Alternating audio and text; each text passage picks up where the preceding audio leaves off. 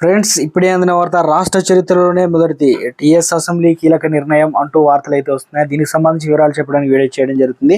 చాలా మంది వీడియోస్ ఉన్నారు కానీ సబ్స్క్రైబ్ చేసుకోవడం మర్చిపోతున్నారు. దయచేసి ఈ ఛానల్ సబ్స్క్రైబ్ చేసుకొని బెల్ ఐకాన్ ఆల్ పై ట్యాప్ చేయండి. ఇలాంటి లేటెస్ట్ అప్డేట్ మిస్ అవ్వకుండా నోటిఫికేషన్ రూపంలో వస్తుంది. లైక్ చేయడం మర్చిపోతున్నారు, దయచేసి లైక్ చేయండి. లైక్ చేయడం వల్ల ఇన్ఫర్మేషన్ అందరికీ తెలుస్తుంది. తెలంగాణ అసెంబ్లీ సమావేశాలు జోరుగా నడుస్తున్నాయి. ఇందులో ఎక్కువగా గత ప్రభుత్వం చేసిన అవినీతి అక్రమాలపైన కాంగ్రెస్ ఫోకస్ పెట్టింది. ప్రధానంగా కాళేశ్వరంపై రాష్ట్రంలో పెద్ద చర్చ నడుస్తుంది. దీనిపైన అధికార ప్రతిపక్షాలు ఒకరిపై ఒకరు తీవ్ర విమర్శలు చేసుకుంటున్నారు.